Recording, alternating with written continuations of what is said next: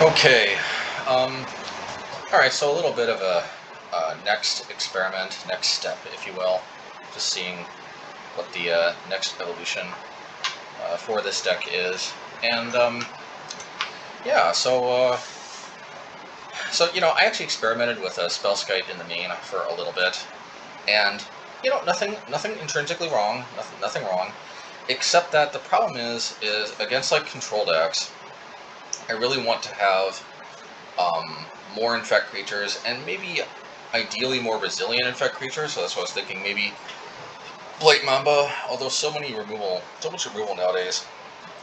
Either exiles, like what do you call it,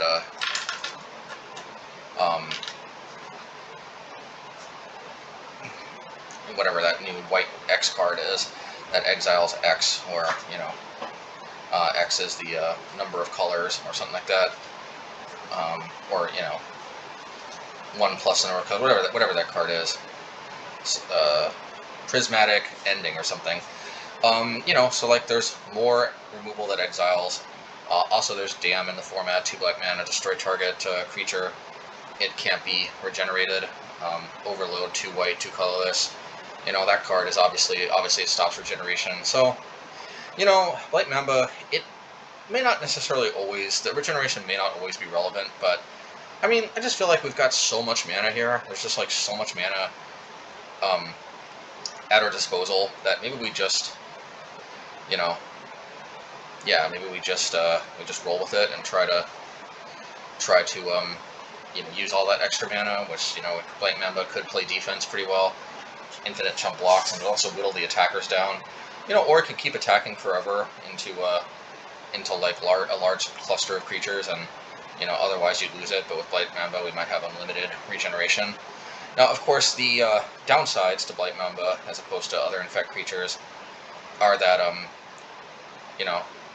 it's first of all, it is green. The other options are artifact creatures, and sometimes we will keep a hand with like Cathedral of War into Inkmoth Nexus, and sometimes just having an artifact creature to supplement that will go a long way. Also, it gains no benefits if it just immediately dies, like a Necropede. I don't know. I'm going to try it again. I had some success with this initially, but then again, you just never know. So let's...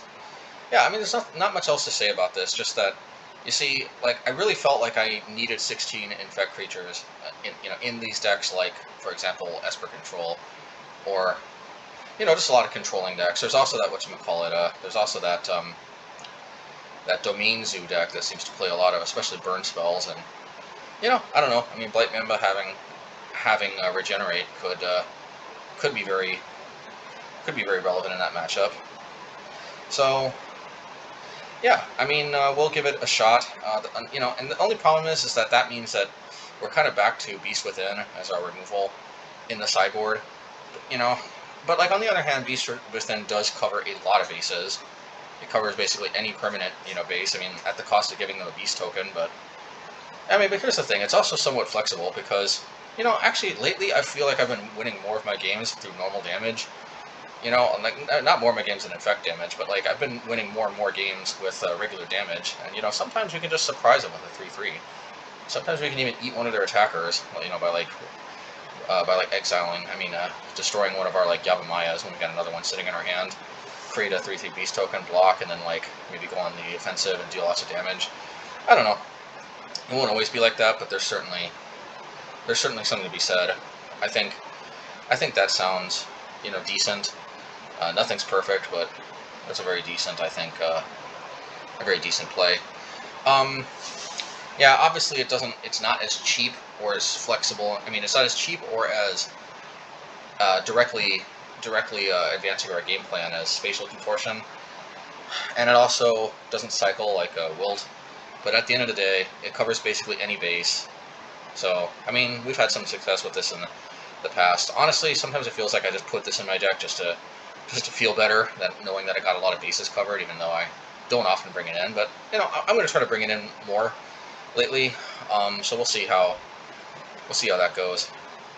And then of course Spellskite, we all know we played that in the main for a while. It's just really nice, especially we can recur it with Lurrus. So once we have a Lurrus and a Spellskite out, it's going to be very difficult for them because they have to have 2 removal spells, one for the Spellskite and one for the Lurrus.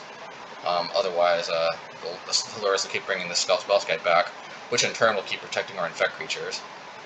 So, with a Spellskite and a Lurrus and an Infect creature out, we essentially have unlimited. We essentially force them to have 2 removal spells for the Lurrus and the Spellskite before they can actually touch any of our Infect creatures.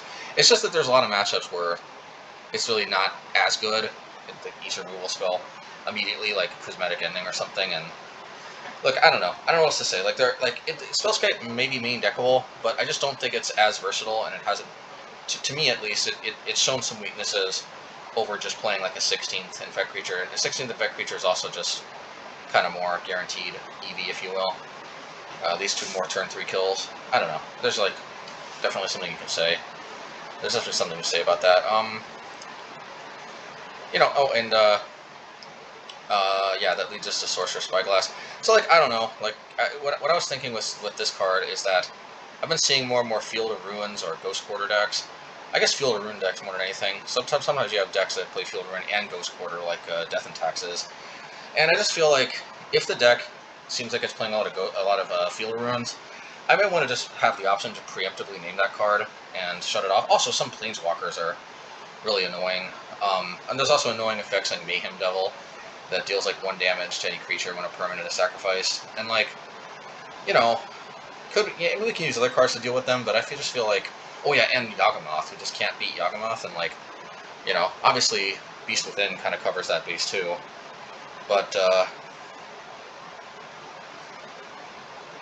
yeah, I mean, at the end of the day, I do want to just cover some bases because, you know, some decks that have like Ghost Quarter and Field of Ruin, like, it's just really hard sometimes to defend the Inkmoths, and Inkmoth is a very critical part, I think, of our win condition a lot of times. So I don't know. That's a consideration. I also really like that it reveals their hand. Like, you know, sometimes that alone is going to be critical to winning. It's not worth it enough just to play the card, just to play a 2-mana card that looks at their hand. But the fact that it has utility plus you get to look at their hand, I think is pretty good. I mean, who knows? Could it be an overcosted Pithing Needle? Yeah, maybe. But if there's ever a deck where Sorcerer Spyglass might be better than Pithing Needle, you have to imagine this deck is probably close to the list where you know, you might expect Spyglass to be better.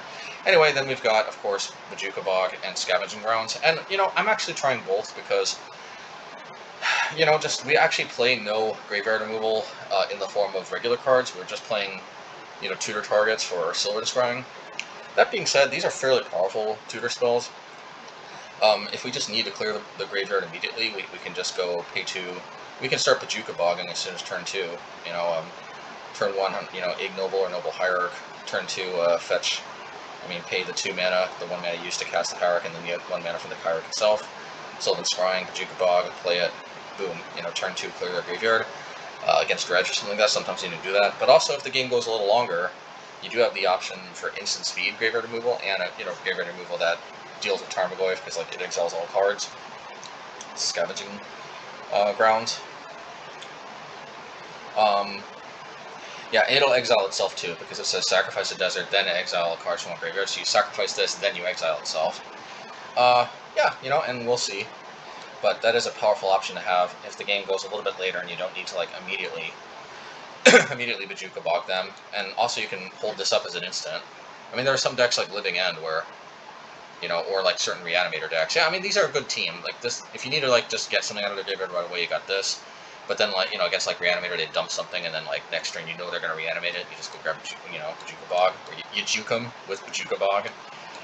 Maybe that is where the term juke came from. But anyway. And then Scavenger Grounds, you know, if the game goes on a little bit later, you can hold this up, you know, because in case they're trying to build up to a turn to play around Bojuka Bogs, you know, in such that they play a spell to dump a creature in the graveyard, and then they try to play a reanimation spell on the same turn.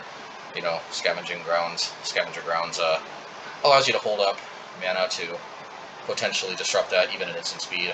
It's not perfect, of course, you know. But, yeah, I kind of feel like we may be able to have our bases covered with only 2 cards for a change instead of 4. and that's kind of a nice feeling. Yeah, and I mean, you know, the thing is we definitely have to have Sejiri Steppe somewhere in the 75, so that means Sejiri Steppe, I think, has to go back to the main deck, which is fine by me. There's a very good chance it's better there anyway. Sometimes it will color screw us, and that's always going to be unfortunate. We have to make room for it, and, you know, honestly, I feel like maybe we just go down to one Pendelhaven. There's a couple reasons for that. First of all, I'm seeing more Blood Moon decks, and even 6 forests doesn't feel like enough, but it certainly feels a heck of a lot better than 4 forests, which is what the previous version was playing. 4-4-4-4-4. It's playing, you know, 4 Pendelhavens, 4 forests, 4 everything. And while that is aesthetically pleasing, especially if I want to try playing these 2 Graveyard Hate cards in lieu of any other Graveyard Hate cards, which I think is a very powerful option to have. Yeah, then I think I'm going to need to trim somewhere. And the thing about Pendelhaven is that it's just like not as useful as some other builds. I mean, it is good. Like, no, don't get me wrong, Pendelhaven is good, but number one, it's just like it's not as good at pumping as Cathedral of War, because you can't stack them and you have to spend mana in order to get the pump, whereas Cathedral of War, once you play it, you just, you know, you spend a mana, so to speak, you know, because it comes into play tapped the turn you play it, but then from there on outward, it's just a free boost, which is really sweet. It also combos with Yavimaya better in the sense that, you know, it can tap for green, and, you know, with the Yavimaya in play. Yeah, and so, like, yeah. And anyway, I do play 4 Yavimayas, and I think it's important to stress that it just really smooths out the mana so much, and it also allows you to do things that you could never do before, like play Yavimaya, then a Hierarch, then turn 2, tap that mana and that Hierarch to go get a Inkmoth Nexus, and then, since Yavimaya is in play, you could tap the Inkmoth Nexus for green, play another Hierarch. How do you like that? Talk about setting up for a turn 3 kill with an Inkmoth Nexus. I mean, that won't always come up, but you'd be surprised how often that does come up. It won't always turn into a turn 3 kill, of course, but, you know, it definitely helps improve that odds, too. Yeah. I mean, I guess we should maybe just get to the games and, you know, see how this goes. Okay, match 1. Let's try to see if Blight Mamba may be able to do good work. And already we're definitely happy that we have the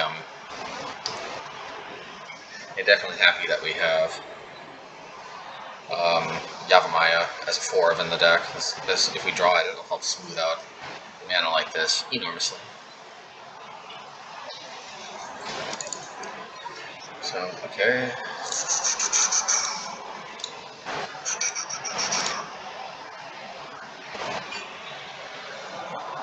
Alright.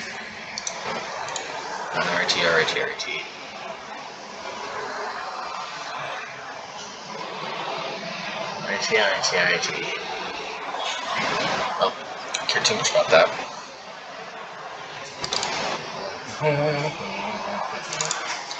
Okay, so we could put Luris to hand, but I'd rather protect Inkmoth from spreading seeds.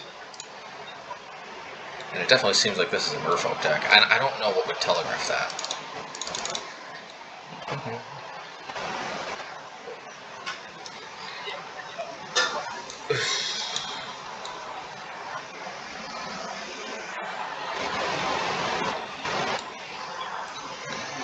Okie doke. Speculative Apparition. You know, I kind of like my Ignoble Hierarch, so I think I am going to protect it.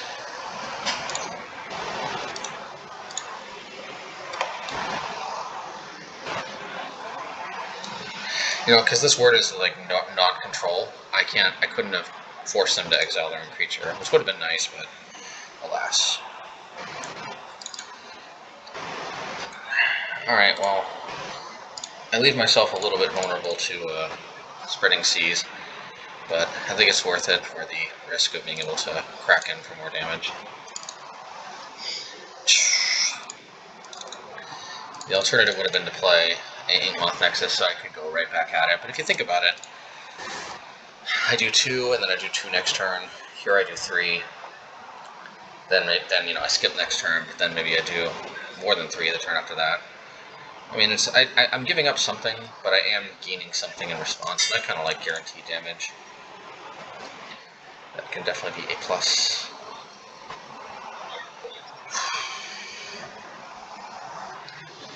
Definitely can be A+. Can be A+.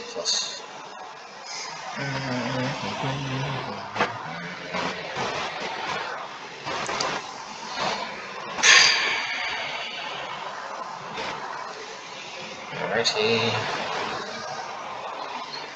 Narrow retreat. Well, that's a lot of. That's you know, represents quite a bit of damage.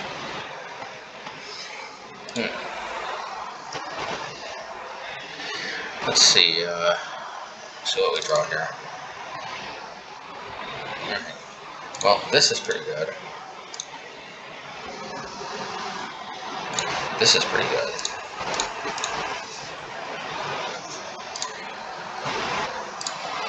Alright, let's I actually just realized that maybe we do want Necropede instead, because see, the issue here is like Luris. It's going to cost 2 white to bring it back, and we may not have another green source, but I don't know. Let me see.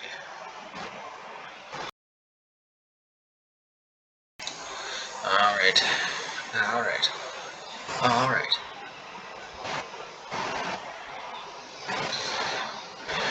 Okay.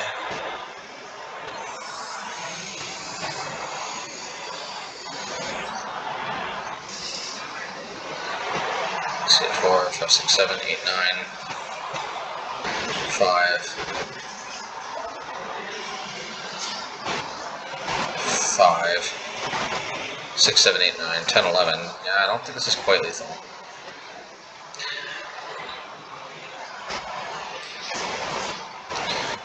Yep.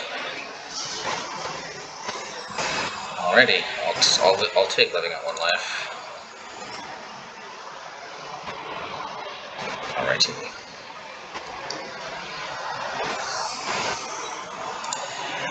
Alrighty. So we know they're going to bring in Chalice of the Void, most likely. And you know, I guess one nice thing with Beast Within is it's very flexible. We could bring in Sorceress Spyglass for the Aether Vials, but I don't think that's necessary.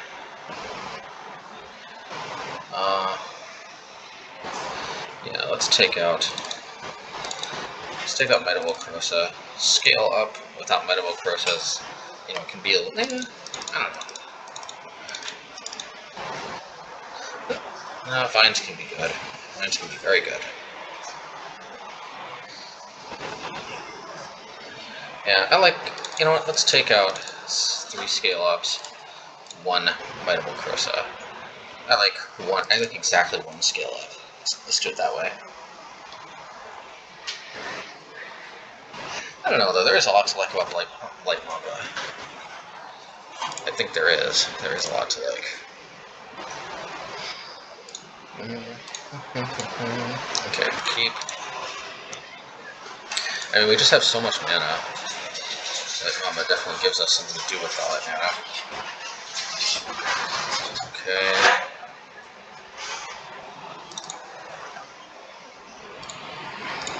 Alrighty. So we do have the option of a turn 3 kill available to us if we want it.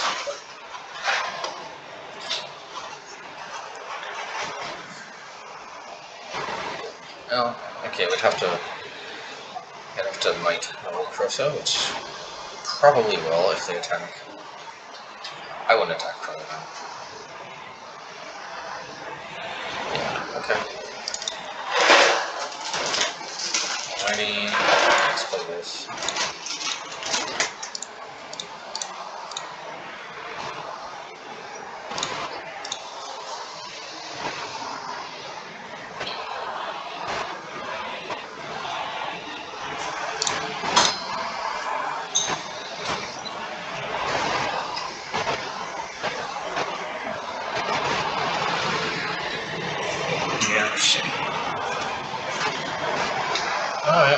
Spreading Seas, I mean, we do have plenty of mana where this came from at least.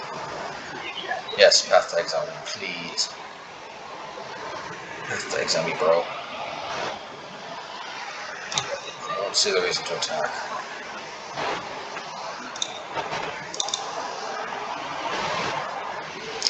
Alright, so they're hoping that we'll just pump recklessly, but I don't think we need to do that. Let's do this.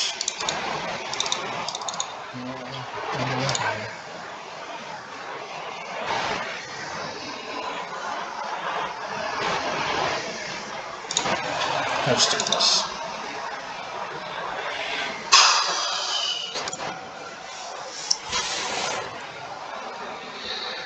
Alrighty, that's fine. We can use the extra green mana.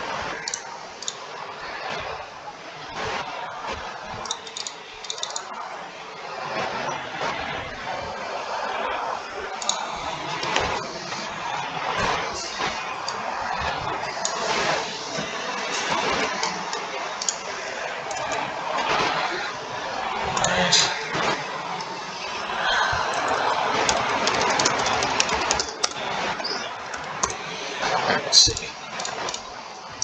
I mean, I could try to save it, but I think this is fine.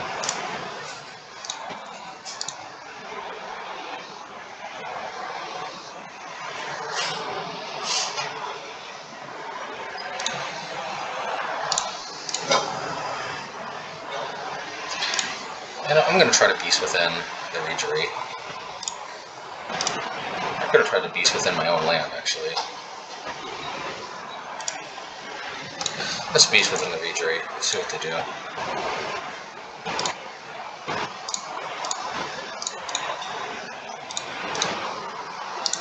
See if they counter. I should have gone after my own land.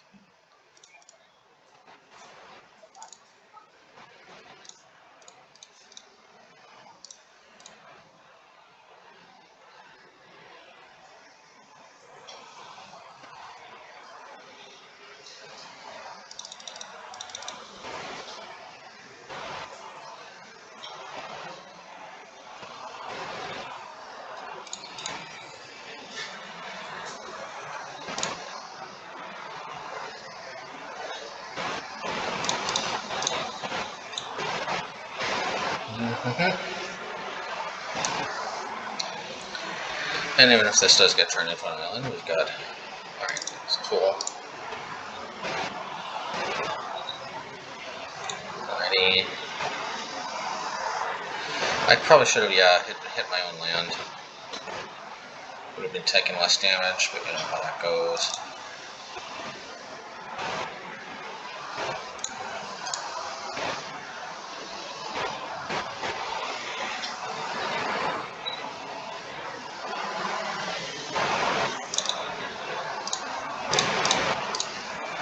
Well, let's go for it. I mean...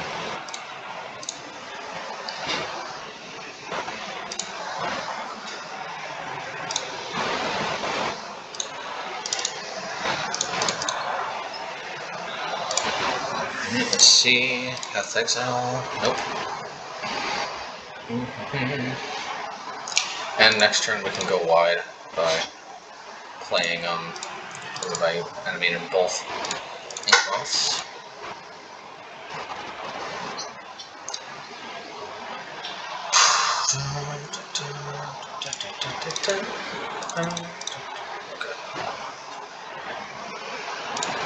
Alright, well, I think I have a winning position here.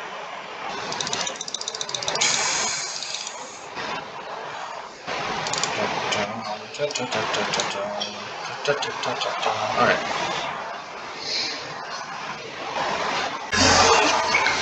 Alright, match 2. Reveal Lotus. Reveal no green mana. But, man, this hand is speculative, to say the least. But we'll keep, because it does have an Infect creature, And we do have a lot of green lands, and this is one reason why we play Yavimaya. This is perhaps an argument in favor of playing Necropede or Plague Mirror instead of Blight Mamba.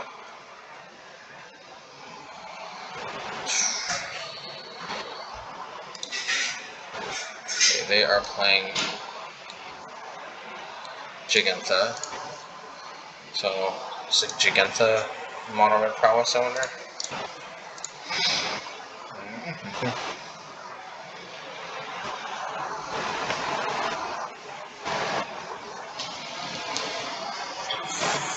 Let's see.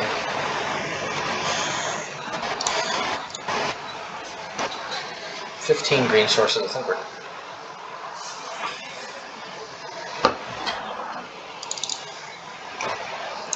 That would have been a green mana under different circumstances, but you know, what can you do?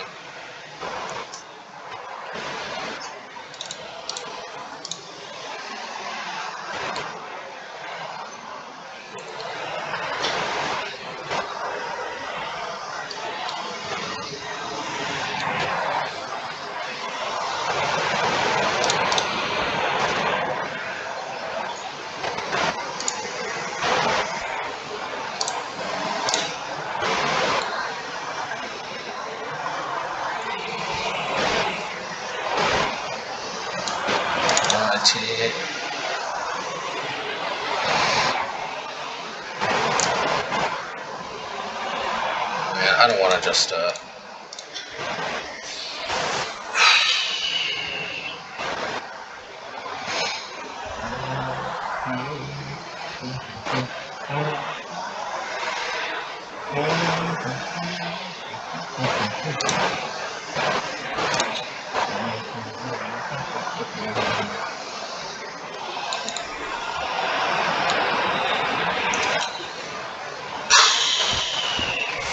Finally, they got an Red Phoenix.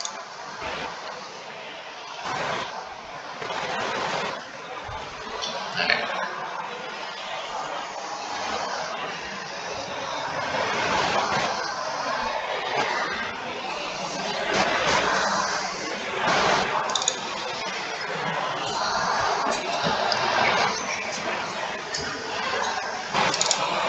Alright, let's boom.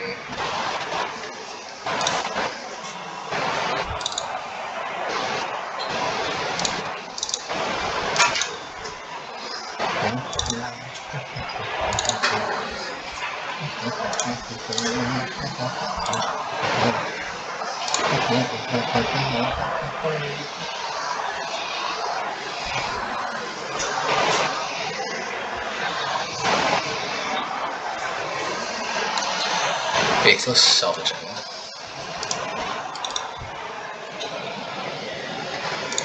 What's this here?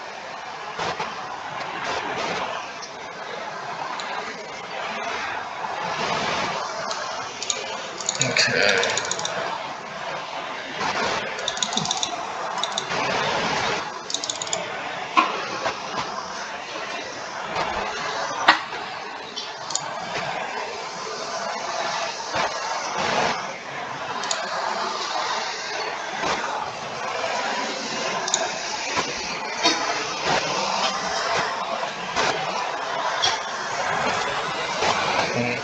Okay, let's see.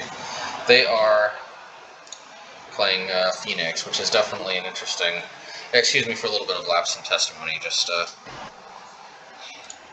something else going on in the background too. So if they're trying to revive the Mono Red Phoenix, and it's an interesting idea. It's definitely an interesting idea. That, I think, is a very legitimate card choice. So here's what I'm thinking. I'm thinking I could go get Yavimaya, play it. Although I'm pretty close to... Yeah, let's see. If I play Yavimaya, play it. I'm very close to a victory, but not quite. Not quite yet. Alright, let's see.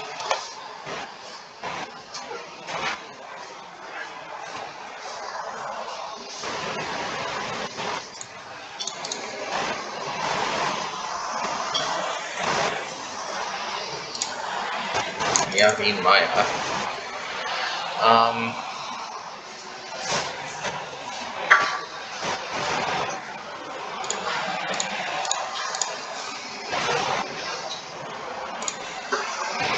And the reason why we're attacking this way is because we play around Lava Dart.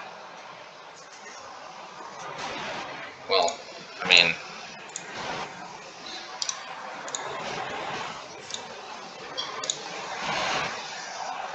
So here's the deal. Like, yes, they turned off my Inkmoth Nexus, but I can still tap it for mana, green mana at that, so... You know, I think we're okay. Okay.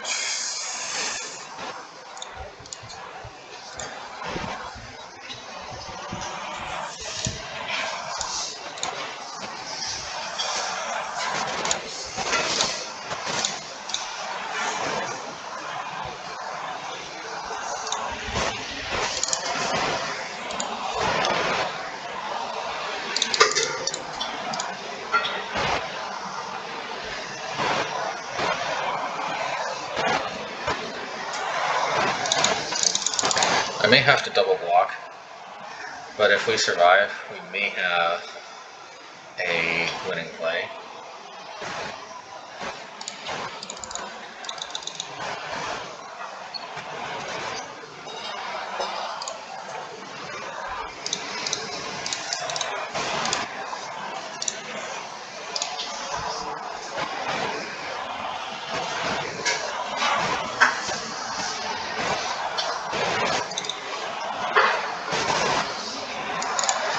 Well,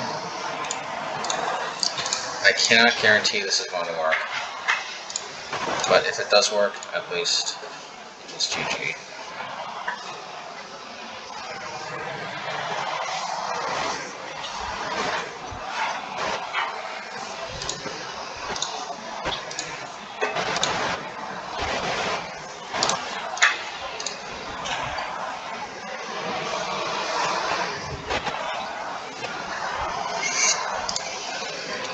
Instantly leave the game. I've noticed, like, I feel like there's an increase in bad luck when the opponent just can instantly leave the game before I can.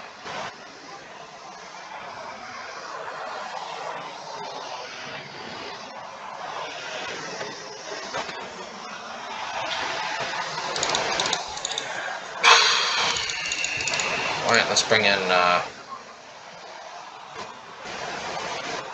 let's bring in our Graveyard Hate. Sejiri Steppe could be okay, but I don't think we can go without. Maybe one Cathedral of War.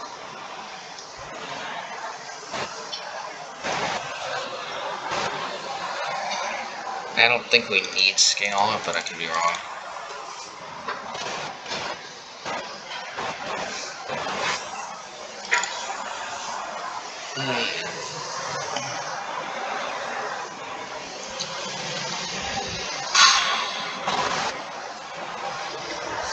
Okay, I mean...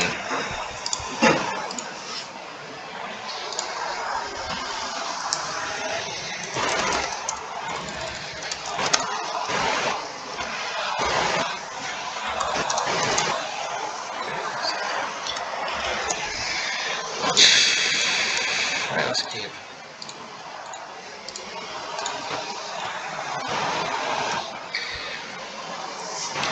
Let's see.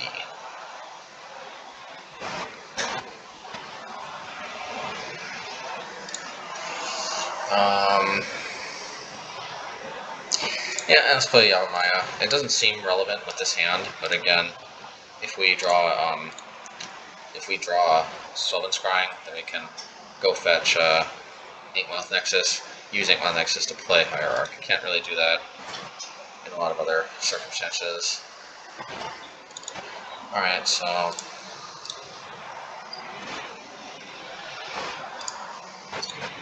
Yeah, so I mean, I'll attack.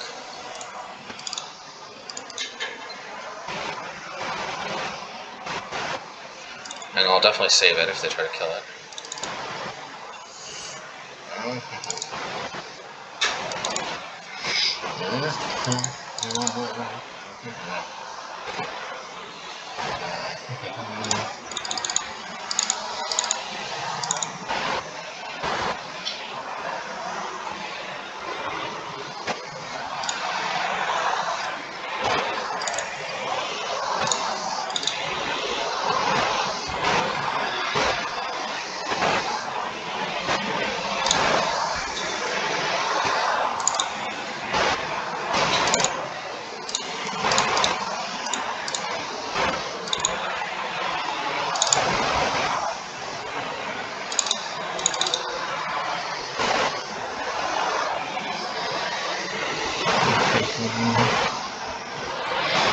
Interesting. Well, this does not really concern us that much.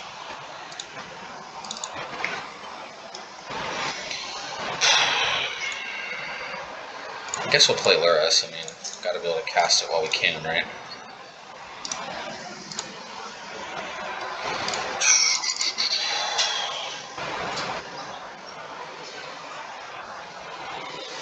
They're turning off their own Horizon lanes too, so there's that.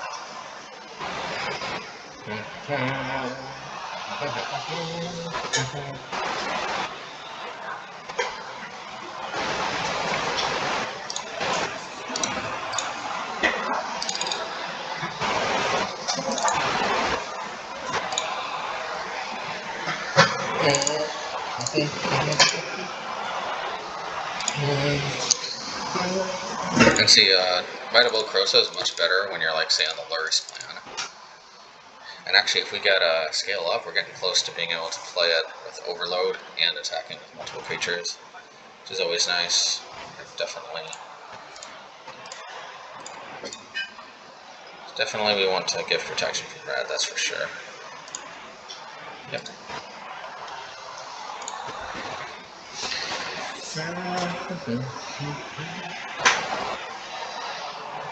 Yeah, once it resolved, they can't use other red removal spells. Which is pretty nice.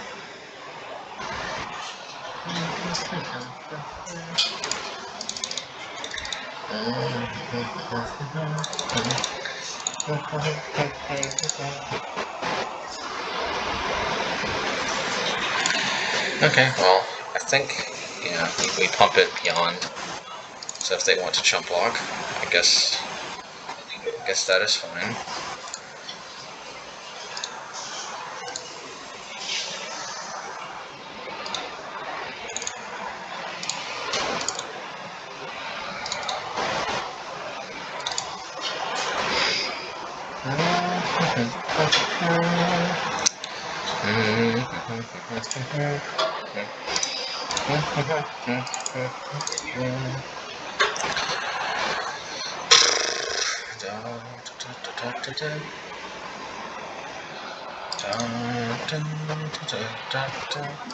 I kind of like the way we're gaining a lot of life with Luris. It's a good alternate win-con-ish.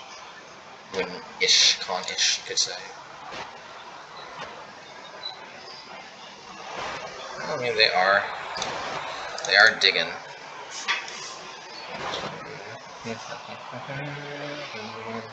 So they're gonna get Phoenix back, which is cool. Okay, they can Lava Dart flashback our Hierarchs, which is kind of annoying, but they're going this route. Alright, well, I guess they'll get it on the first one, but well, I guess they've got the ability to bring it back.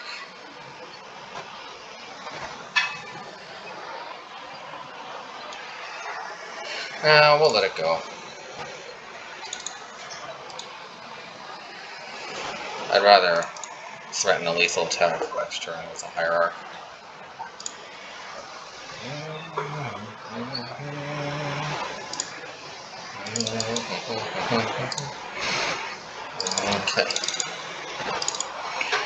Okay, Spellskite could definitely be useful.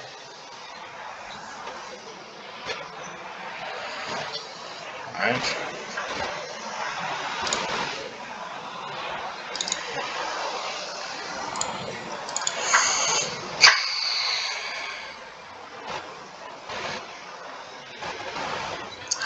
definitely going to redirect the Lava Dart if that's what they do. If they take, we kick, hopefully go for the win.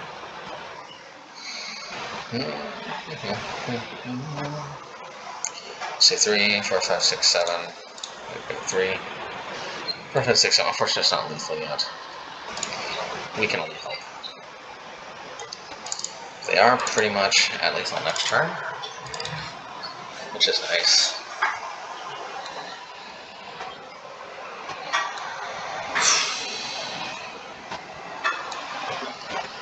Well, double Blood Moon doesn't exactly do that much.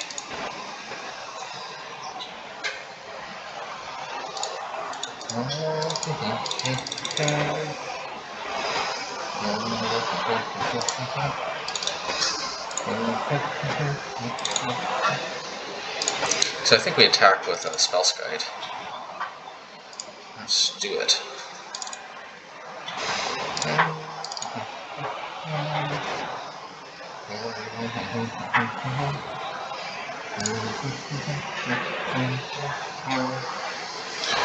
So they could try double blocking.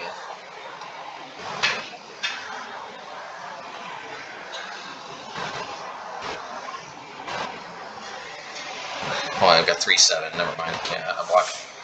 Attacking with 3/7 is pretty sweet.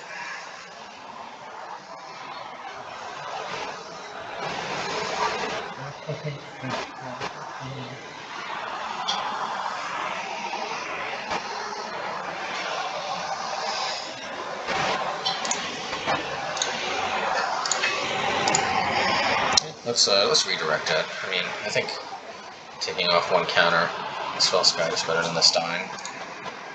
Yes, it will take a counter for the team, but you know, in the grand scheme of things, it's worth it.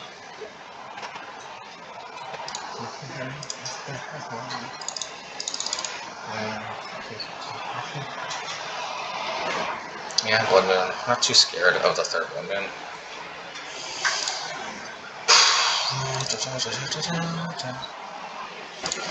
Alrighty.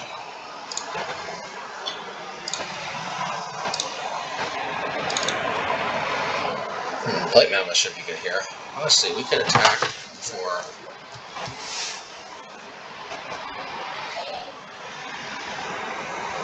Let's attack with Glistener Elf, shall we?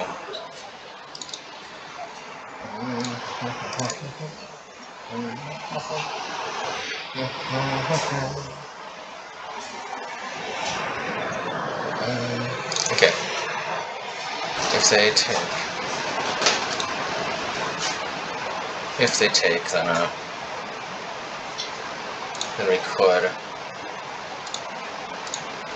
we could just go for the win. No, it's not quite the win yet. So okay, so let's use. Oops, actually I should have tapped a colorless, but we'll see if it matters.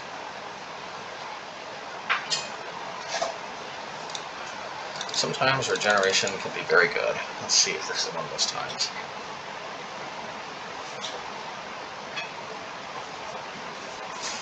Yeah, that's fine.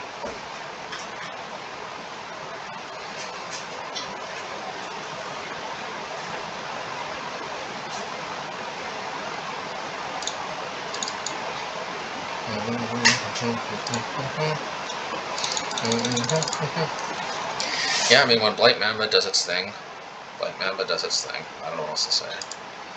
Let's see here. RT.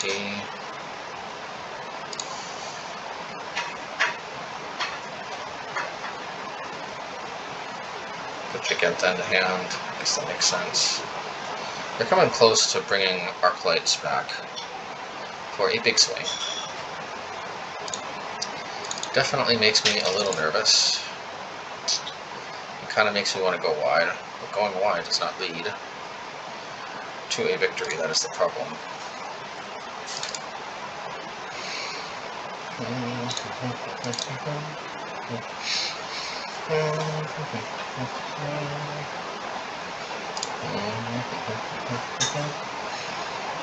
I mean, there's nothing I can do about that.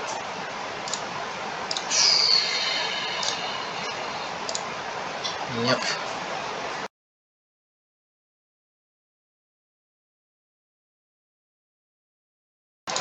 Alright, well hopefully they can't... Okay, it's going to be kind of mana floody.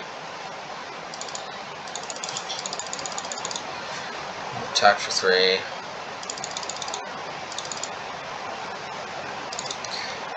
Now going wide is about the same.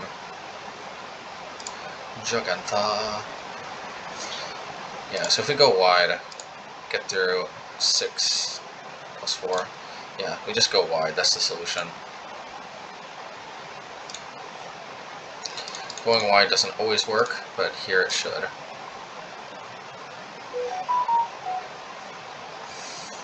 Alright, let's cast this with the kicker. Sploosh. This should be victory. Alright. Nicey, nicey, nicey.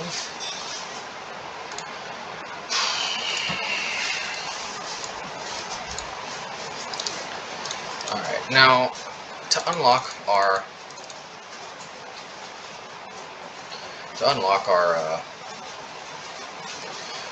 Inkmoth Nexuses, maybe we should play Beast Within. Apostle's Blessing seems like it's a little iffy. It could definitely be useful, but I think this is actually the card we can cut the most, which we might regret that, but I definitely... Yeah, the Graveyard Hate cards to tutor. Yeah, you know what, let's take out one Cathedral and put in Sejiri Steppe. I can see that being good too, so we got a lot of tutor targets here.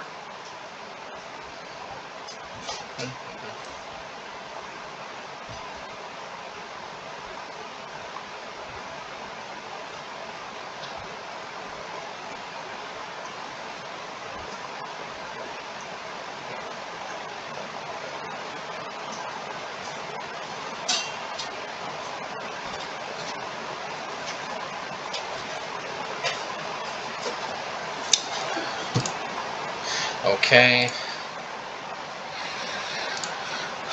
Well, hand doesn't look half bad, so we shall keep. And does take a little bit of a beating, at least, from Blood Moon, but hey, we have... Okay. Yeah, let's lead on Glistener Elf.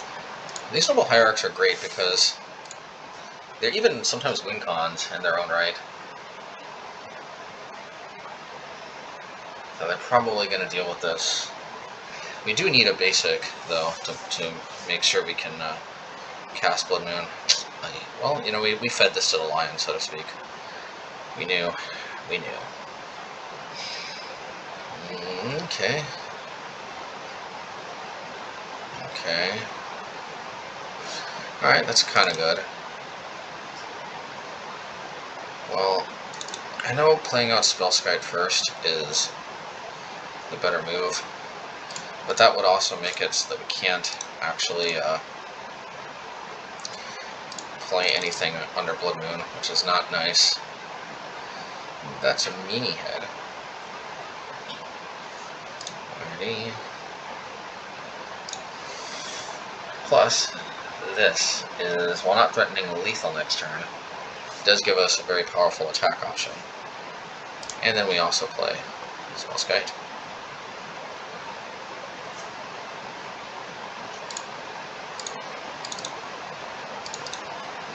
Alrighty.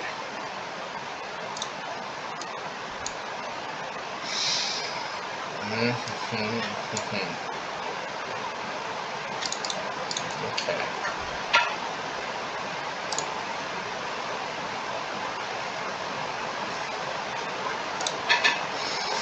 Let's see what they're up to.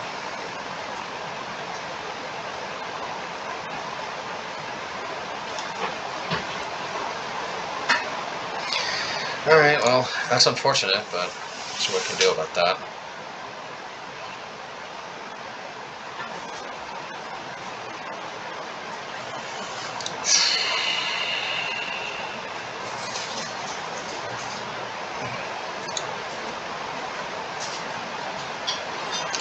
So they're just kind of doing Prowess things, which unfortunately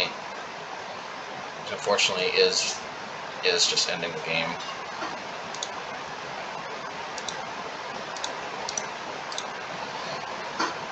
I kind of wish we had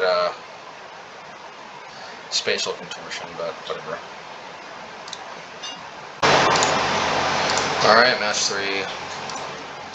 Mamba Prowess. Let's Mamba Infect, I mean. Do the Mamba. Alright, keep. I mean, Light Mamba has one critical advantage over Blighted Agent, and that is that it does regenerate.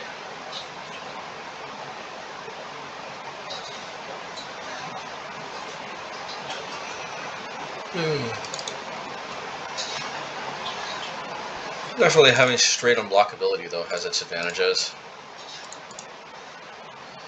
I mean, could I try to squeeze blue in here? It's kind of difficult with this mana base though. And there certainly is a lot to like about this mana base.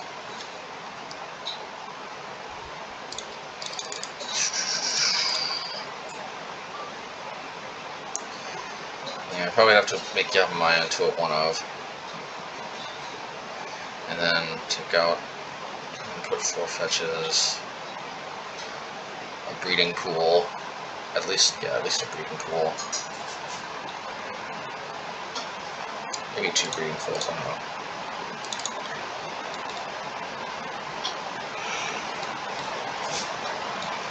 Interesting.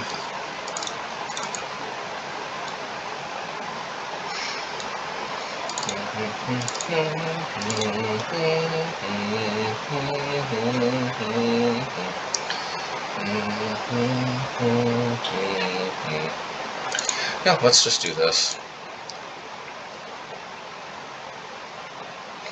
Let's offer the chump.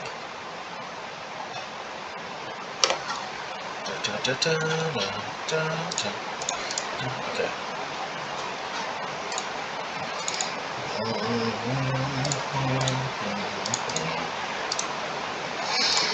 Alrighty.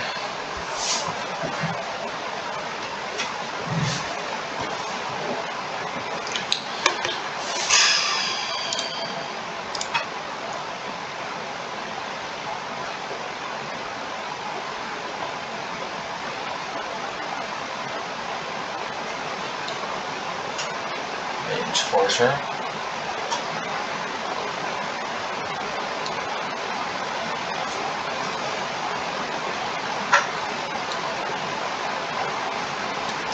I mean, ability triggers twice, but I don't know if the ability is really all that much to write home about, but I guess blah.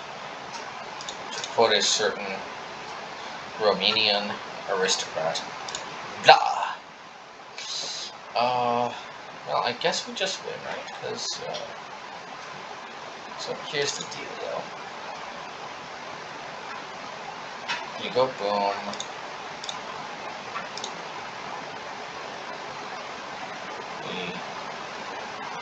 You go boom.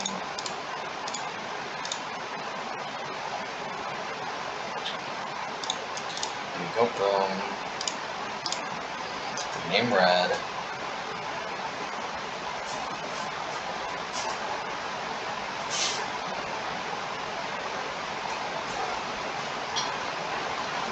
Ready. Okay, let's see. Oh, excuse me, I was leaning a little bit away from the microphone. Looks like an element, looks like a shaman / elemental tribal-ish type deck. I guess I'll play Beast Within. I mean, sometimes we win with normal damage anyway, so.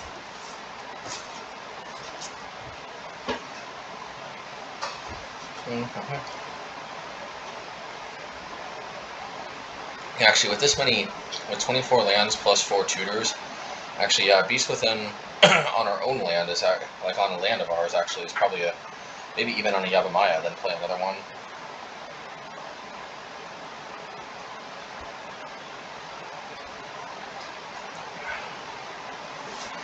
Yeah.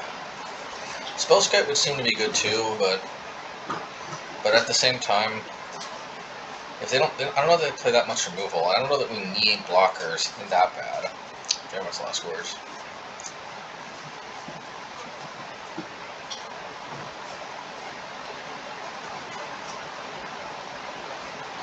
Well, they're red based, so let's assume they have some type of removal. Take out, scale up, and call it a day.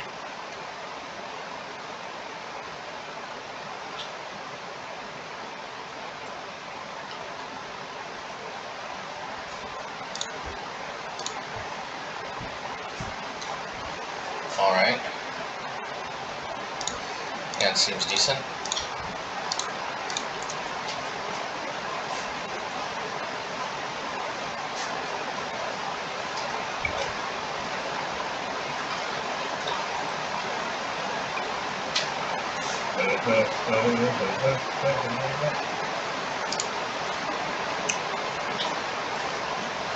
Alright, only one basic. Yeah, and I think this is the best way to push damage. So we will.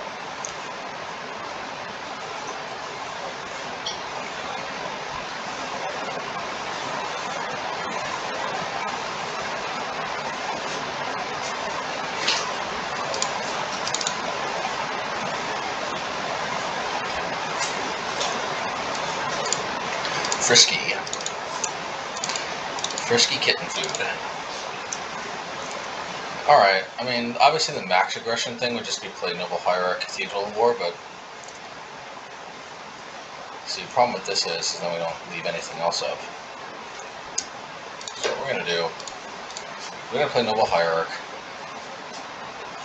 We'll leave some protection up, because obviously they got something up, because they did leave 2 mana up. 19.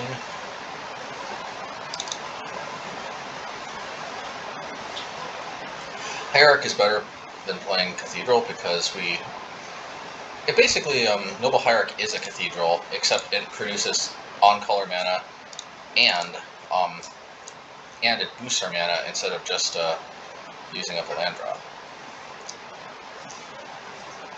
Basically, Noble Hierarch is a better Cathedral in creature form.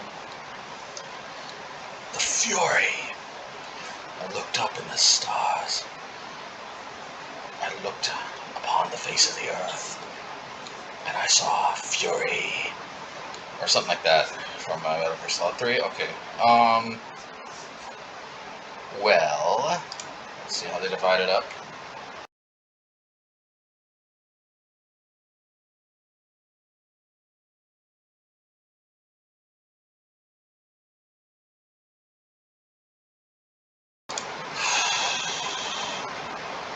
One and 3. Alright, well, how about we...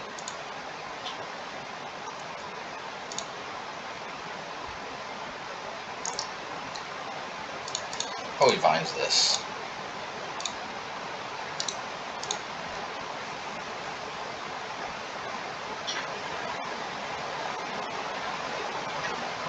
It might have been better off to...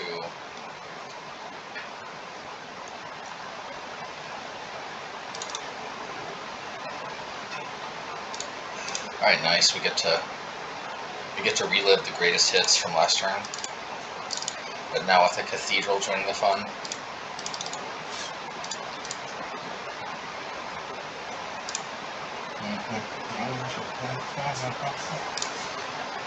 I guess they can't really make too much happen if they block.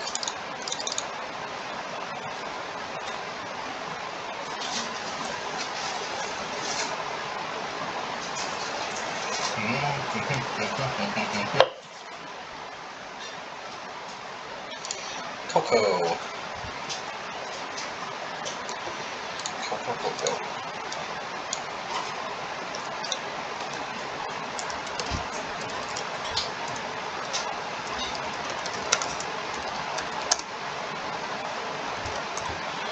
Okay, what is this? What is going on? Rage Forger. Judas something.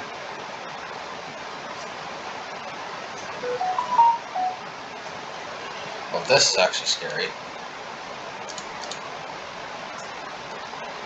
But I mean, that actually relies on a creature dying.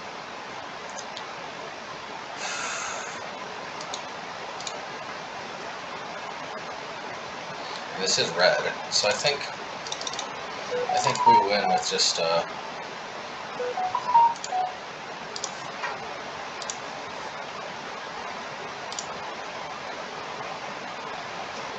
protection from red.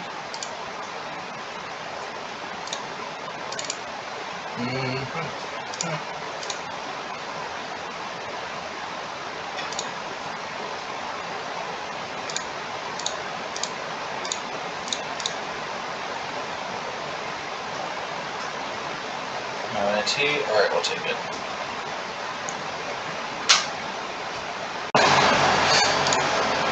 Alright, match 4. Let's see if Blight Mamba can take us back to glory.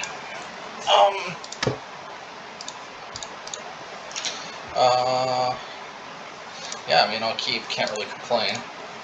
I also have a 1 of Pendelhaven, which is always nice. We'll never get flooded on this.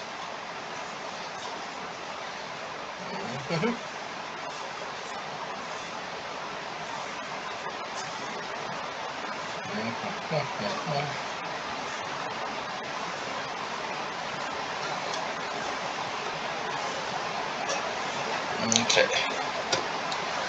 Grief. Good grief. Well, I guess they don't have Ephemerate, at least there's that.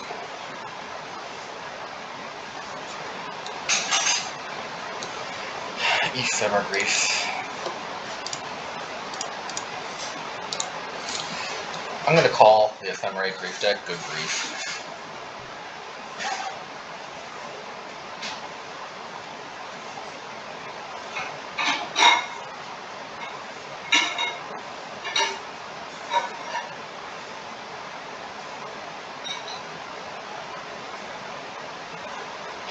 Unmask was a very cool, old school,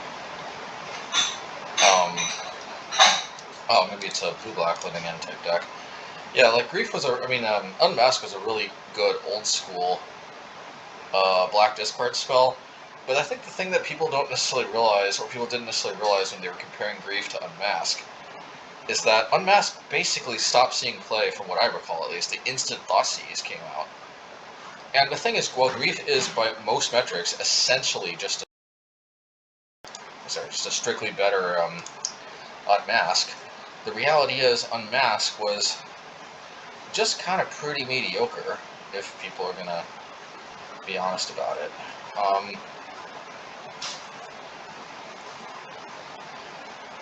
Let's see.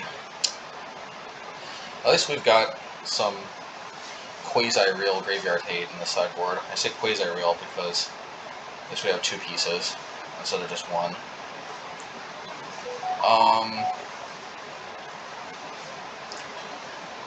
Well, I'm gonna go for Operation Reckless Strike.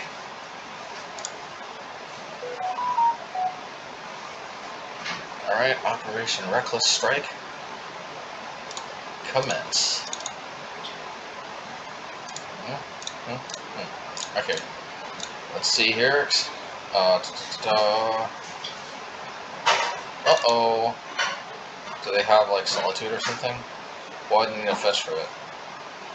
I mean, this feels like a living end deck, but yeah, I'm totally putting them on the wrong... Oh, they are not... Oh, they are playing end deck. Okay, they're scaring me. I'm going to look for Force Negation. Force Negation, and they can combo off. How lovely.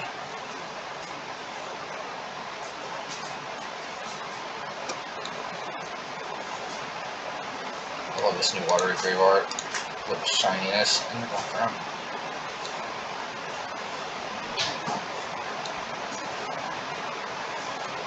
Botanical.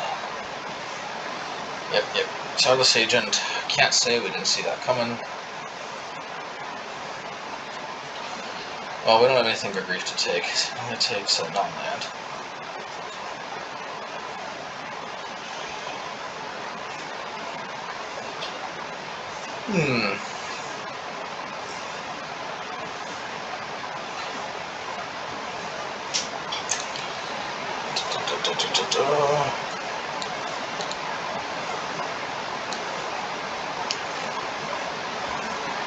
So let's see here.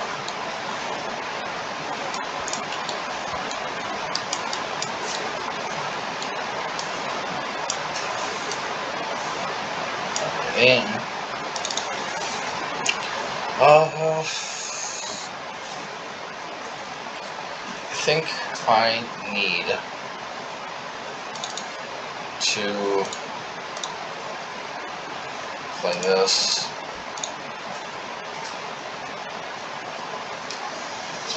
This could have been a spot where Blight Mava could have been okay because it could have blocked and generated.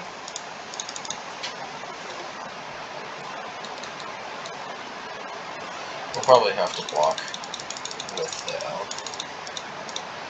Glistener Elf as a Dissenter is going.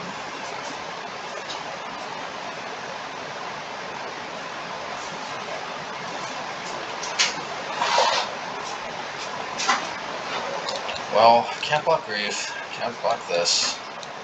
I guess that means we block this, and then we take 3, 6, 7, 8, 9, 10. I mean, what other choice do we have? We've got to set up some type of way to win. I guess technically like lethal. Let's see, 1, 2, 3, 4. Never mind. We're close, but I'm missing. That's one turn away though. 1, 2, 3, 4. Well, let's cycle this. See what we bringeth.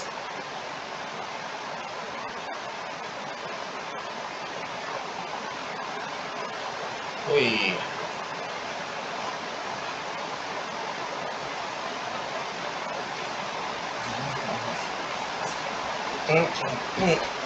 okay, close but no cigar, I think.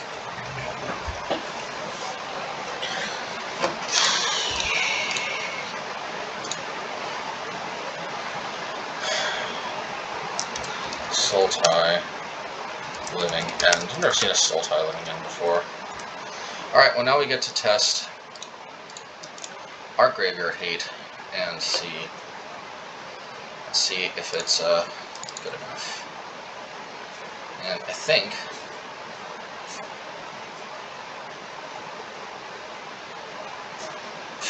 I can see Sejiri Steppe also having value. Or maybe not though, because in reality our stuff gets wiped anyway.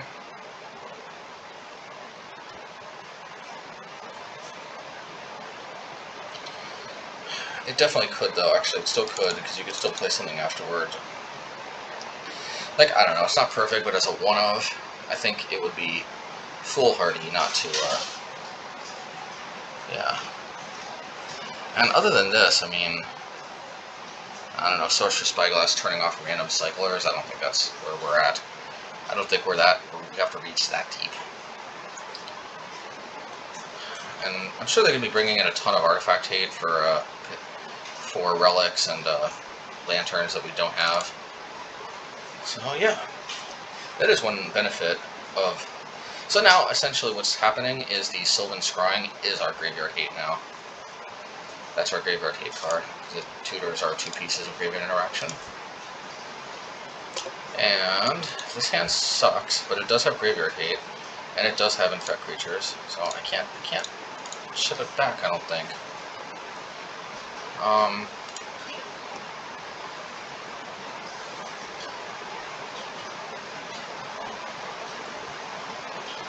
Yeah, we'll lead on Glistener Elf. Film in front of a live audience. Glistener Elf. There's a oh no. Actually, I don't think it's that, because they actually can't take our graveyard interaction here, which is nice.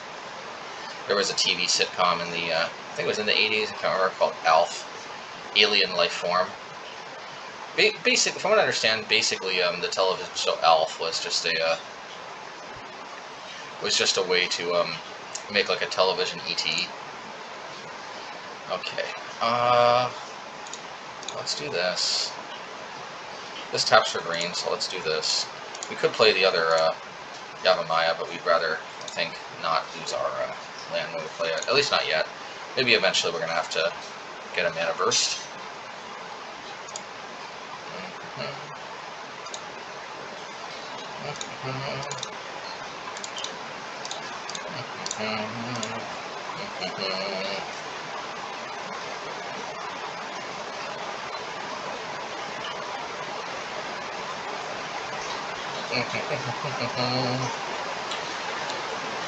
Striped Riverwinder. And the cool thing is we do get to hold up Scavenging Ground, but the uncool thing though is a bunch of our creatures are going to die. But the cool thing is we are threatening lethal. And thank goodness there's no Sibian Spirit Guide, because I hate turn 2 living ends. The only thing I hate more than instant speed living ends are turn 2 living ends.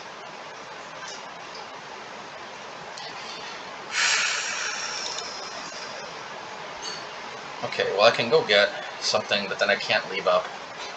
Actually, I could go get something and leave up enough mana for Scavenging Grounds, which probably seems like the best option.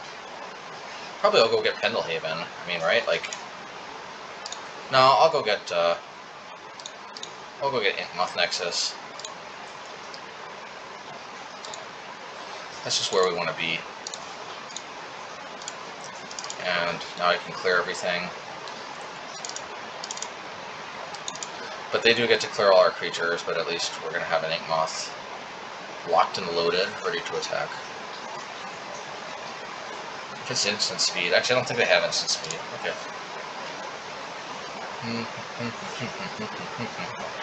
See, this is one nice thing about having Scavenging Grounds as opposed to Bajuka Bog. We could still use Bajuka Bog, but alright. I guess we'll threaten lethal. I mean, yeah. What's going on? Why can't I play this again?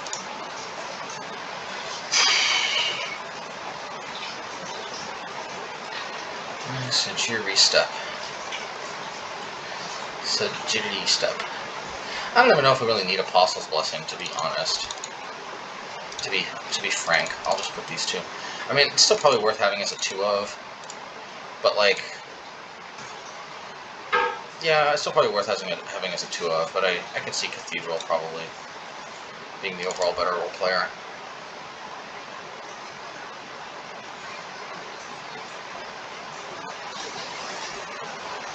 I mean, having more lands is nice, so we can help hold up Scavenging Ground easier.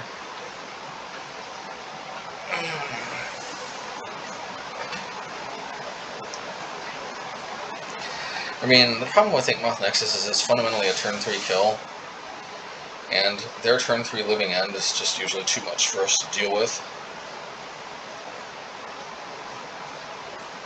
That said, this hand is tempting in its brutal speed. Still, I don't think we can keep it and hope to win.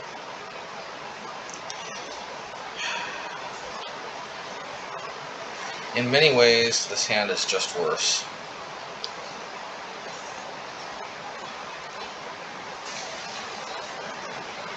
One, two, 2, 2, 3, 3. Yeah, I feel like we need either Graveyard Hate or we need a turn 1. Alright.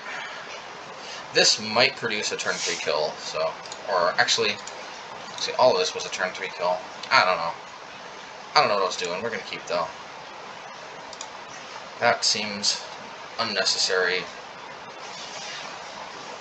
This seems unnecessary as well. So, I don't know. I don't know, folks.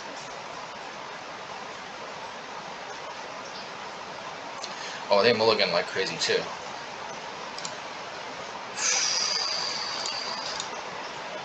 Well, if we draw whatchamahoo's it, we have a turn 2 kill.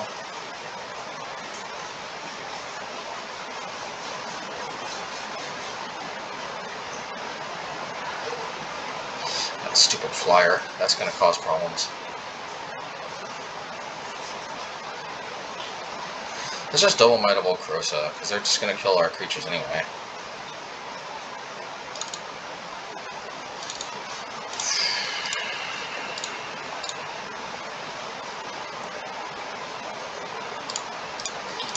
Very close to a kill, but unfortunately not quite.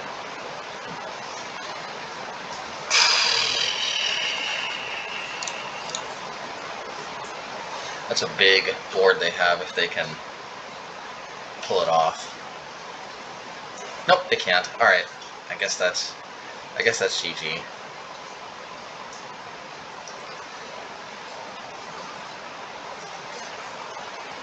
Alright, nice. I guess we'll take it. Ooh. Okay, match 5. Playing for the 4-1. Let's see. Let's go! Man, this hand is like beyond the definition of clunky. Man, see, the singleton Sejiri Steppe sometimes actually just does come up that it randomly color screws us, even when it's a one-of. But what we really is this hand like really that great, even if it's green? I don't know. To be, it's probably keepable. All right, well, got our singleton Pendelhaven, and maybe there's no shame in mulliganing. This hand is probably objectively stronger by many metrics. I actually don't think we really need 2 Glistener Elves. If this first Glistener Elf dies, then we just go to Plan B, Inkmoth Nexus. And I prefer Ignoble Hierarch. I think it's just faster and just okay. Alright, we definitely want max speed now.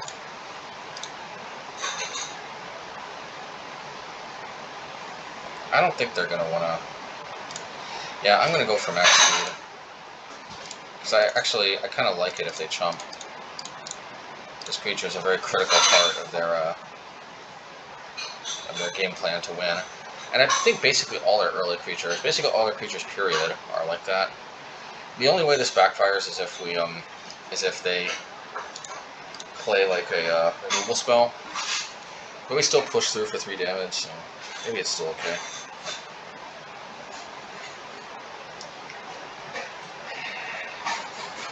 Could go get another Cathedral of War, but I think at that point that's probably overkill.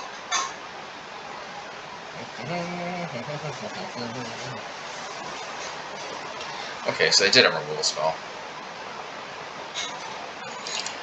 Alrighty, that's okay. Oh, blah. Blah. Okay, we'll do this. And, I mean, I guess we'll put Luris again. This was the most mana efficient thing to do.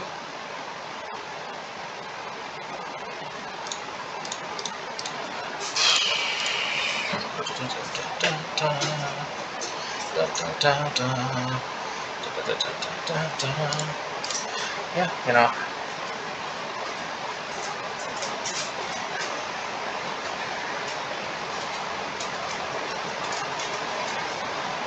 Hitting the fetch lands.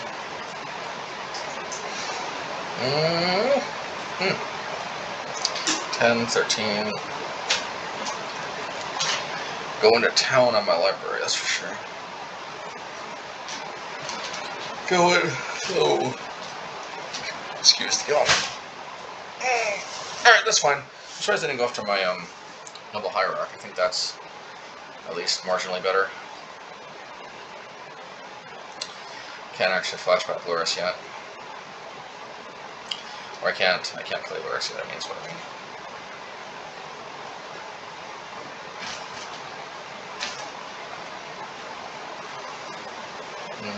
Oh.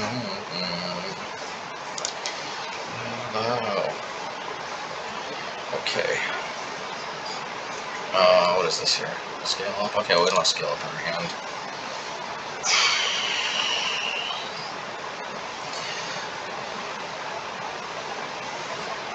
So we can attack for 4. I'm going to turn 2 clock. I could go fetch a Horizon Canopy and then play Lurrus, but I don't think we need or really want to do that just yet, at least. I'll play the Inkmoth Nexus. We could preemptively fetch one. I mean, the worst thing a Horizon Canopy does is cycle.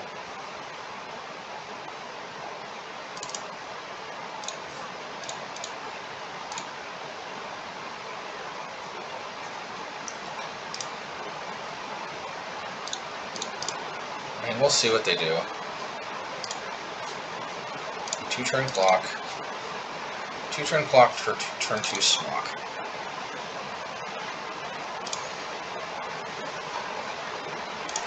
Yeah, and we'll go get, I guess, a Horizon Canopy. Or we could get Sejiri Steppe. That could help cast Lurrus too. Sejiri Steppe actually is probably the best call here, because what we could do, because that works well with Exalted, because we can animate an Inkmoth Nexus, Sejiri Steppe, force their hand. If they play a removal spell, activate the other one, attack with the other one. Yeah, I like it. You know, yeah, Sejiri Steppe works well with Exalted, both because it can help push through a lot of damage from a singleton attacker, but also because it can force them to use 2 removal spells in 1 turn on 2 prospective single attackers. You know, so it's definitely a role player. Alright, well, Field of Ruin is definitely a role player as well. Unfortunately, Field of Ruin is not a colored card, so... well, I'd love to attack with Lurrus, but maybe... Okay, what's the play here? Maybe just attack with both Inkmoths.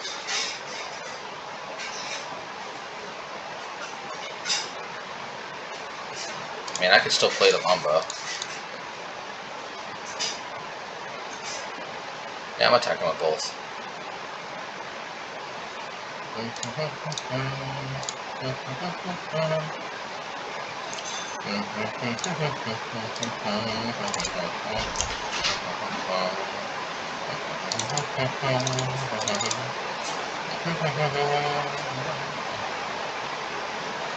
I'll just keep it take. Rock'em, rake. Hit that sword and hit that snake. No, let's go for a 1. I mean, they're gonna target it, obviously, but we kind of want to force their hand. We'll get an untapped green to play the Mamba.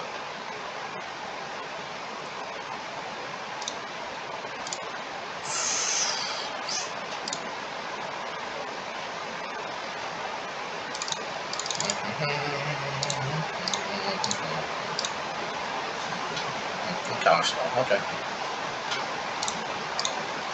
I don't really think it makes a difference, though. Like, you know, down 9 poison or 8 poison, given the way this works.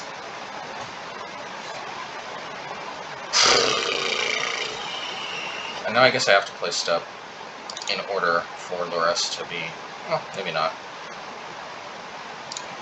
Well, let's attack with the Nex.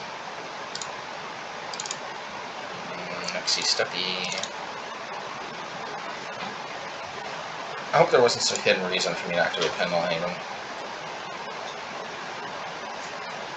Okay. Well, we got another one. I don't know why they didn't put Lurrus to their hand. I guess there's nothing to bring back, so there's that.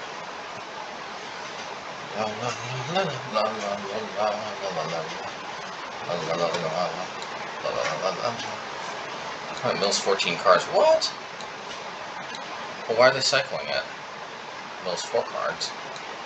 14 cards, wouldn't that have been... No, I guess that's not GG. Dang, man, 14 cards. And milling 4 cards. And you cycle for 2. That's good. That's good. To quote H. Simpson. That's good. Now, see, actually, this is not... Now, this is good. Actually, Scavenger Grounds in this particular matchup.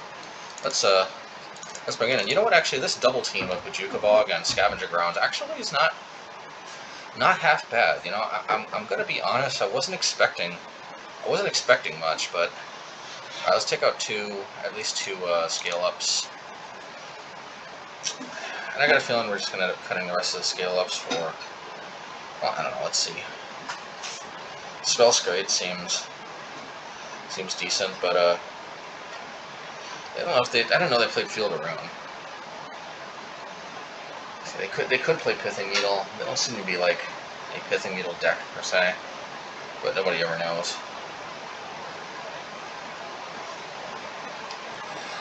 Well, I mean, it is worth noting that Beast Within always is just a Beast Within. So I'm going to take out all the scale ups for Beast Within.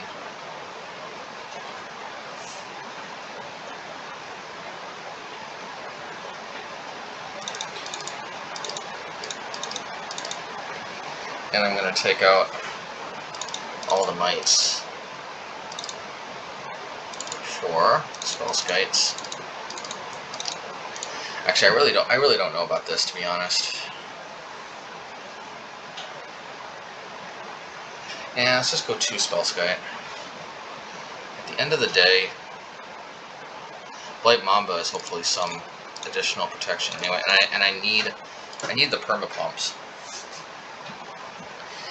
Spellskite can be good, but let's just remain 2 scale ups. Yeah, we need at least some explosiveness, and I don't even know if Beast Within is necessary, to be honest.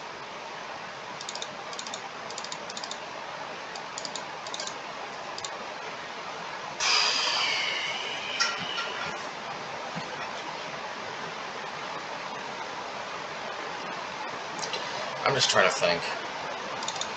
I don't know. Let's keep the combo.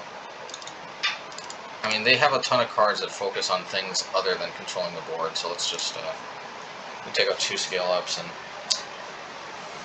we'll try this. And the reason why we're going after the graveyard is that if we exile our graveyard, it makes their deck significantly worse because it powers down their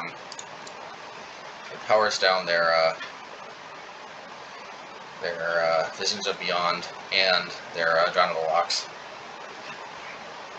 Okay, so I mean this hand seems decent. I mean, like, hopefully they don't discard the Sylvan Scrying or counter it. But this is one nice thing about going back to 16 creatures is that I'm a little bit not as afraid of never drawing another Infect creature again.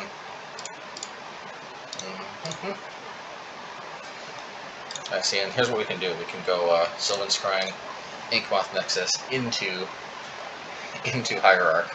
That's not something you can easily do. Oh, my Bojuka Bog. No. No. Alright, well, let's hope they don't counterspell this. I mean, they might. In all fairness, they really might.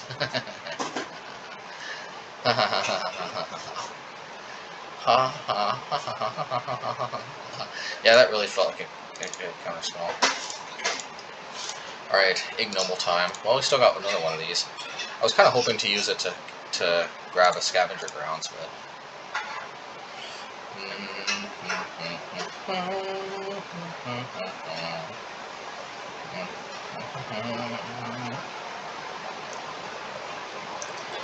No. We whittled 2 Cathedral of War stone.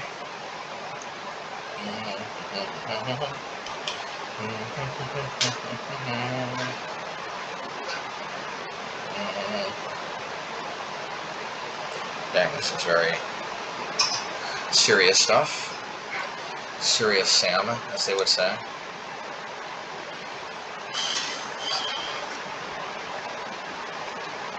What's this Blight Mamba? Well, we don't have this in our hand, so Bye-bye Blight Mamba, though. That's a good card for this matchup, I think. Somewhat resilient to removal. In Modern.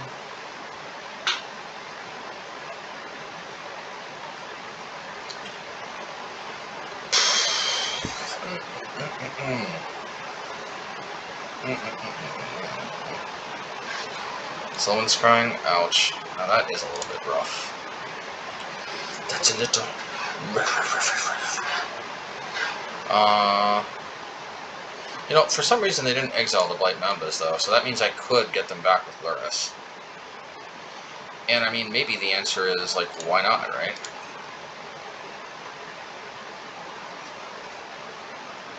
So I think I'm going to attack, I guess.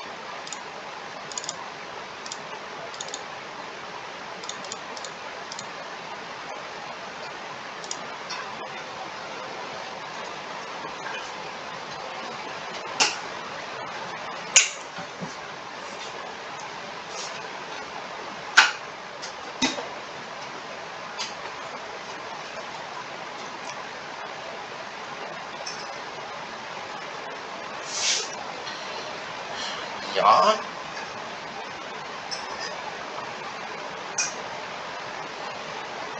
Yes.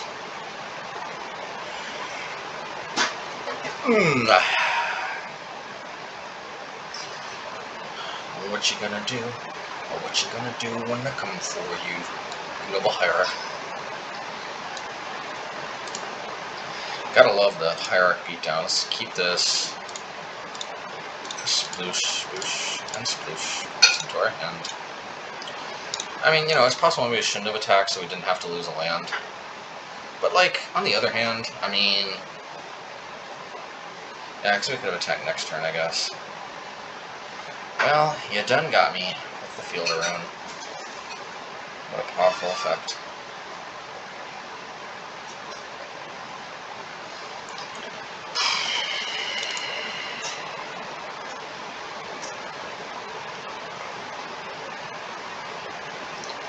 I guess I bring back Elf, and by Elf I mean Glistener Elf.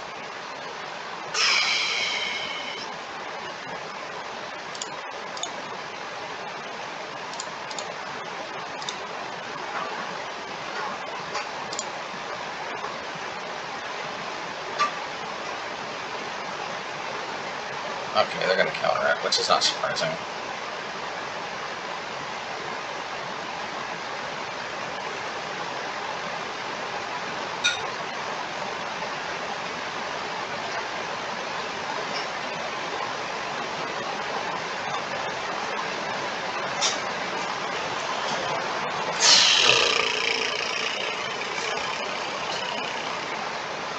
Alright, well that actually helps fix our mana somewhat, because we got another one in our hand. They are milling us a lot, though, make no mistake about that.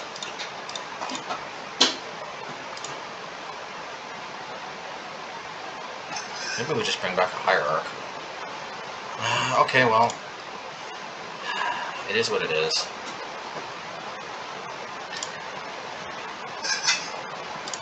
Well, I guess let's see if they want to block. We are threatening lethal. Are we threatening lethal? Maybe not. 7, 8, 9, 10, 11. We are threatening to bring it on the 1 up. Okay. Fair enough.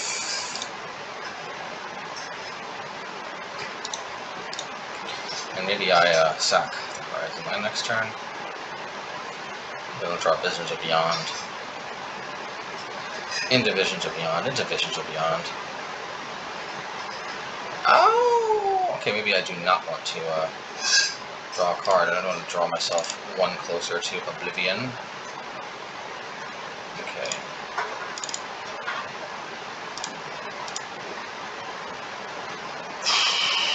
Safe chump block.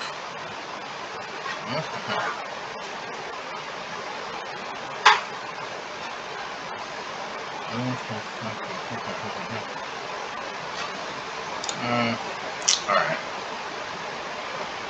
So the question is do I crack the Canopy? And the answer is probably not. No. I don't know.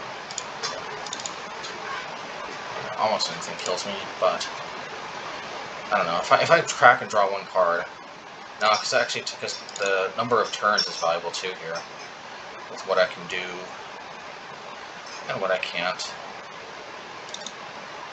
So let's go boom.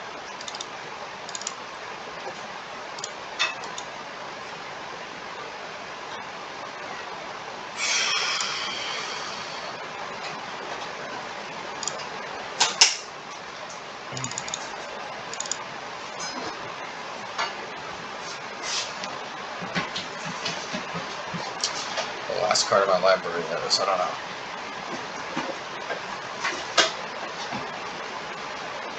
No, let's definitely cast.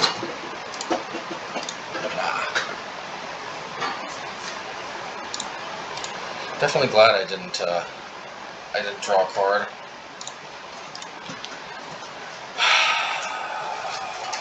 No land drop, please. Or anything that mills. Okay. Well, if it's a pump spell, whatever that last spell is, but it's probably land. Alright, not surprised. Alright. Oh, close. Close.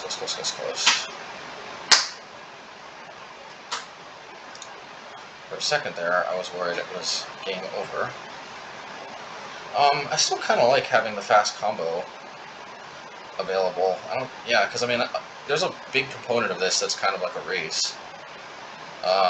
But I also need some like Apostle Blessing, both to push damage and for protection. In theory, the Graveyard Hate seems like it could be good. The Sejiri Steppe might not be necessary, but I'm still going to roll with it.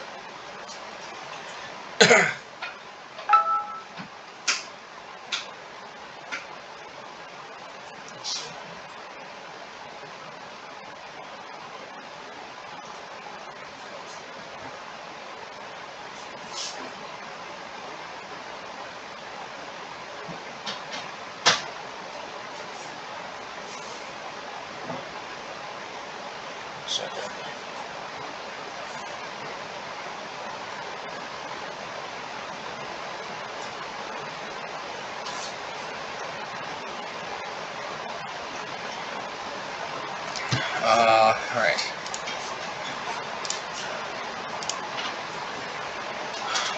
Let's see here. I mean, I guess I have to keep. The hand is very fluid with the hierarchs or priests. When I see some Japanese posts about my list on Twitter, Twitter seems to translate hierarch to priest. Although I'm not sure if they use the kanji or something for priest. If there is a kanji for priest, I'm sure there is. You know, I don't know. Maybe because like hierarch is a funny term. I mean, hierarch I guess really is priest, right? I mean, it could be like a sort of more tribal priest. A non-Catholic priest, I guess. Because I guess in the West, priest tends to imply Catholic. Although I think there may be priests in Buddhism, if I remember correctly. It might only be like what was it called? A Theravada Buddhism, or you could. I think that's like the Orthodox Buddhism. Anyway, well,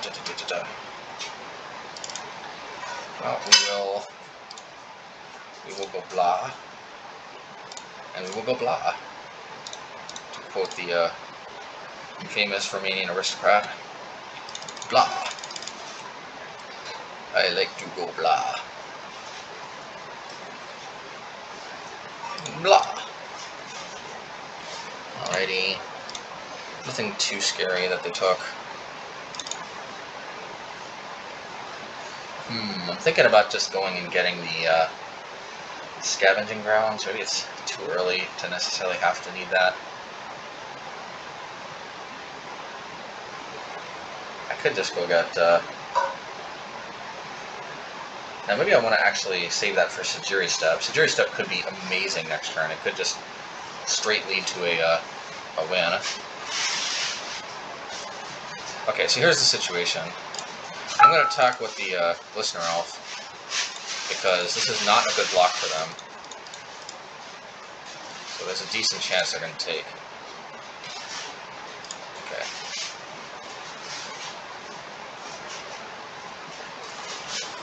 Alright. Yeah, and then I guess I'll block this, and then I guess I'll go get Sejiri Steppe. I mean, why not just preemptively go get it? Yeah, seems reasonable.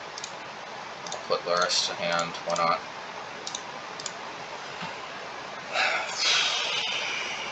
And let's see.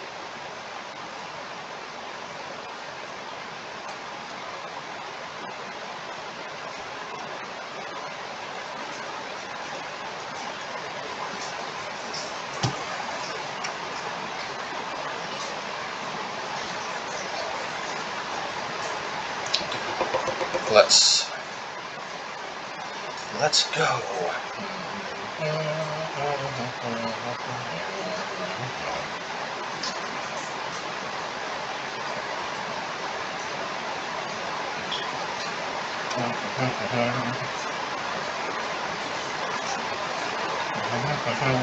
Oh, nasty.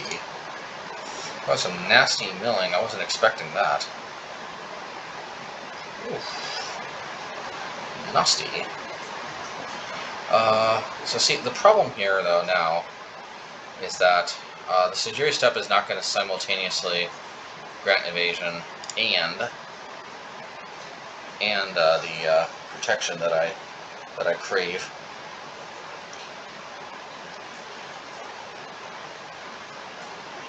I kind of want protection from black, but I don't know. We can't always get what we want.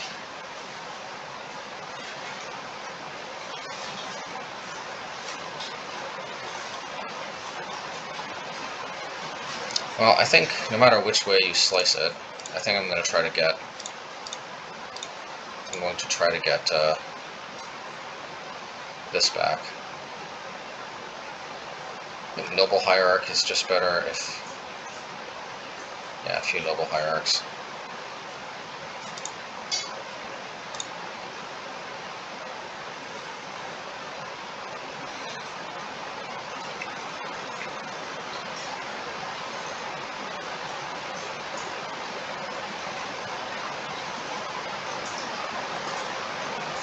I'm just going to attack. I think this is valuable enough that they may not want to lose it.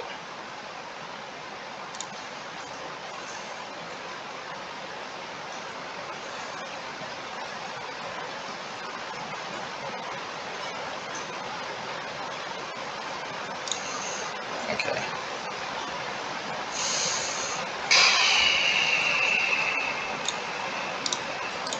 I should have played that first because they might have blocked it, and blocking it might have saved me.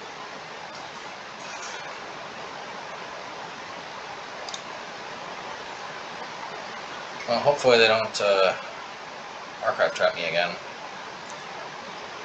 Maybe I really should have got that scavenger ground. Could really help, depending on what else I've got going on. And I don't know, unless I got another one of these things, I think that kind of jumped the gun a little bit. Alright, Visions of Beyond, I get to draw a bunch of cards. Oh, I guess they got to mill me for 12.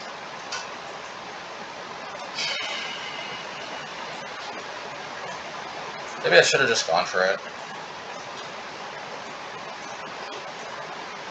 I guess in a way I did go for it. You know what, I should have just played Might of Old Krosa.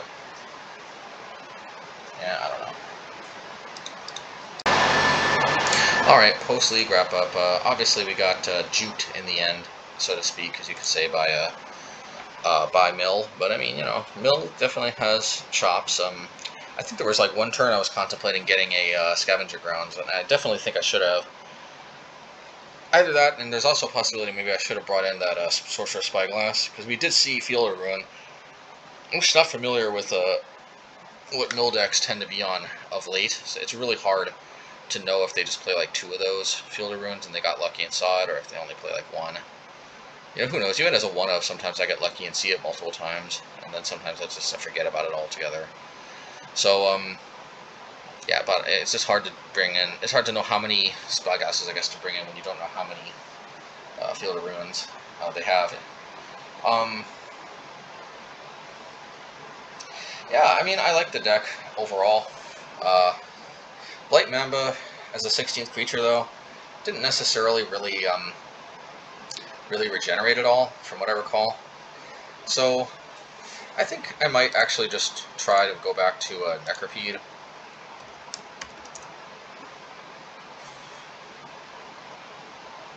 Yeah, I might just try to go back to Necropede for a while. Now, of course, we were playing Plague Mirror. For a while. So, you know, we could try to go back to Plague Mirror, but I like Necropede, because, like, a lot of times they just instantly kill your creature, and at least this gives you the ability to either take one of their creatures down with you, or whittle it down, and I don't know, I mean, just some main deck utility, some main deck mini removal of sorts. You know, just seems like a very nice option that we do have access to. So I guess why not see if we can take advantage of that. Anyway, I know from experience Necropede is at least decent, and I also really like the way, like, what happened to us in one of our matches where we had Cathedral of War and Inkmoth Nexus, and I did keep that hand. But it is important to note that we didn't actually see Blight Mamba, which is what this is taking the place of, so there's a pretty decent chance that that we just wouldn't have seen that either. Anyway, I mean, List had some dark moments, like the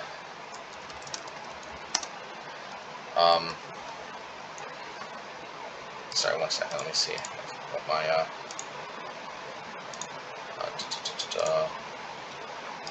yeah, 1-2. We came close on this one.